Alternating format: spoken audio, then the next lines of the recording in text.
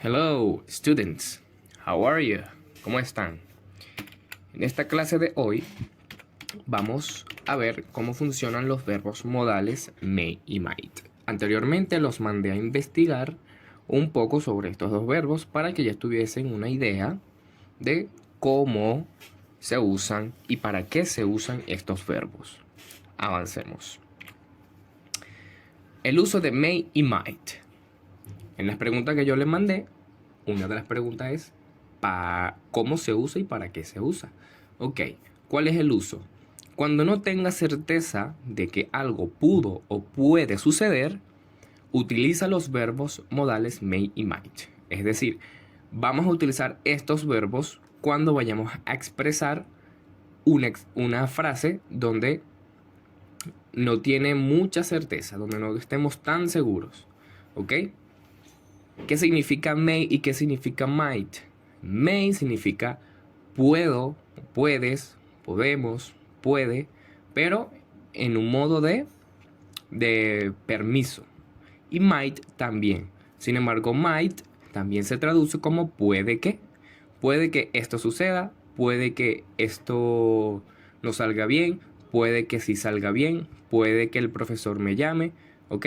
Eso es el significado, en teoría, de estos dos verbos modales.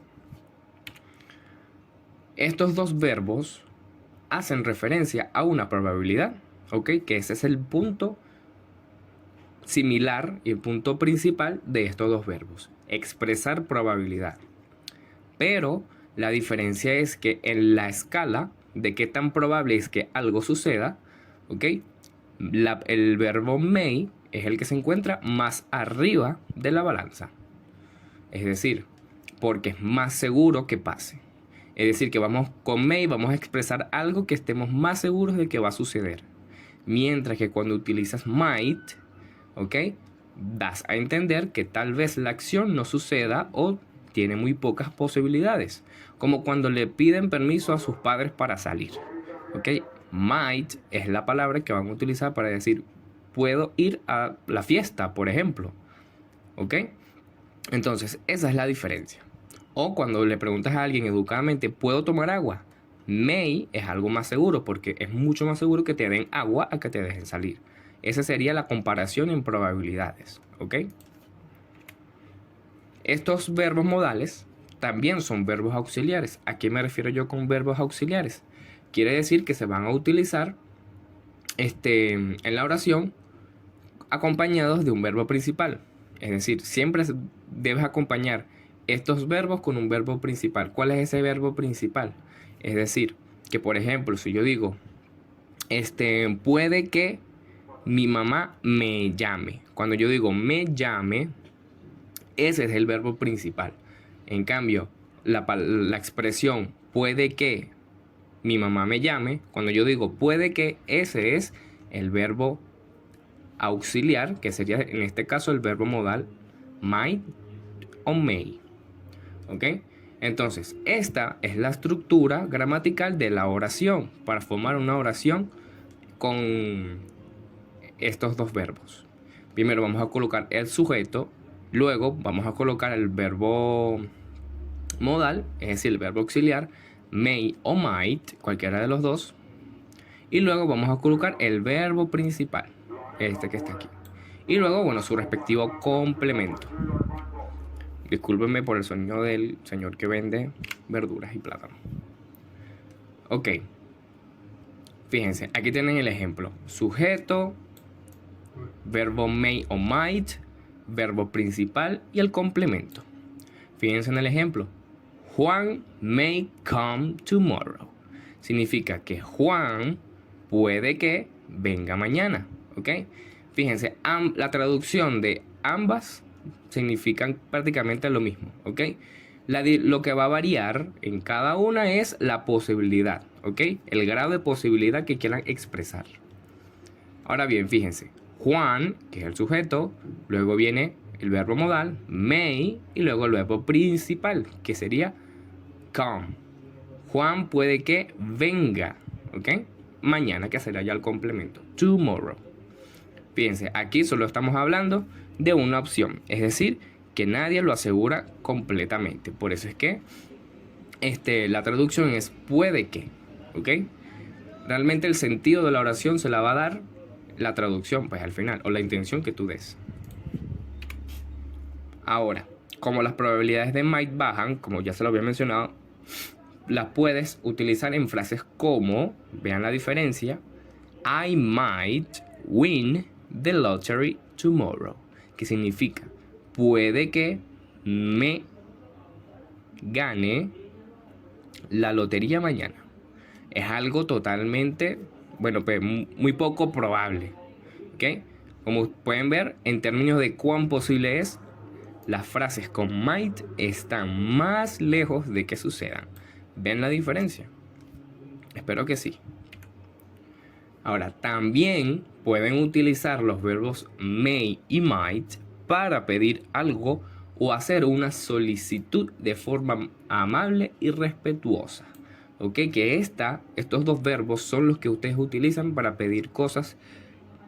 Por ejemplo, para pedir permiso a su mamá, para pedir permiso al profesor, pedirle permiso a alguien de autoridad. ¿Ok? Que es lo que ya vamos a ver. O para pedir ayuda, como el ejemplo la imagen que está aquí. Por ejemplo, may I have a cup of coffee? Significa, ¿podría darme una taza de café? Significa que en este caso estamos pidiendo algo cordialmente, más respetuoso. Y fíjense que aquí la estructura cambió, ¿verdad? Aquí estoy colocando primero el verbo modal y luego el sujeto, pero es para hacer la pregunta. Más adelante les explicaré esta parte. Ahora fíjense, en estos casos, como el que le acabo de dar, may se interpreta como podría, ¿ok? Fíjense, aquí dice, ¿podría darme una taza de café? ¿Ok? Está pidiendo una taza de café. Entonces, la traducción se interpreta como podría y se usa en esas oraciones donde estás más seguro de obtener una respuesta afirmativa. ¿Ok? Seguramente aquí la persona se encuentra en un café y por eso pide una taza. ¿Ok? Es como cuando les di el ejemplo de pedir un vaso de agua en tu casa. Tú le pides un vaso de agua a tu mamá y es más seguro que te lo dé a que te dé permiso de ir a una fiesta. Entonces, may sería cuando pedimos agua y might sería cuando pedimos permiso, por ejemplo, para ir a una fiesta. Eso, pero en grados de posibilidad, ¿ok? Que es lo que vimos aquí. Aquí, ¿ok? Might sería para cuando pedimos algo que estamos no tan seguros de que nos van a decir que sí. Y may cuando estamos más seguros de que nos van a decir que sí. Ok. Ahora fíjense. Ahora, might suena un poco más formal, ¿ok? Lo usamos en casos más formales. Y se interpreta como puedo o puede que, ¿ok? La traducción puede cambiar dependiendo del contexto. Y hay muchas posibilidades de que se responda que no. Es decir, cada vez que utilizamos might es cuando las posibilidades de que nos respondan que no son altas. Y que son bajas las posibilidades de que nos respondan que sí. Fíjense en el ejemplo. Might I ask you something, boss? Significa, jefe, ¿puedo preguntarle algo? ¿Ok? Jefe, ¿puedo preguntarle algo? ¿Ok? Esta es la estructura que vamos a utilizar para pedir permiso a un profesor o a una persona con autoridad. Fíjense en el ejemplo, que es el que siempre practicamos en clase. Might I go to the bathroom, teacher? Profesor, ¿puedo ir al baño? Vean la forma. Esta oración apréndansela porque siempre se las voy a preguntar cada vez que me quieran pedir permiso para ir al baño. Asimismo, también puedes usar el might para mencionar requerimientos que se hicieron en el pasado. ¿Ok? Por ejemplo, he wanted to know if he might come with us. Es decir, aquí la parte del pasado es de aquí para acá. O sea, de aquí a aquí, esta es la oración en pasado. Y fíjense lo que dice. Él quería saber si podría venir con nosotros.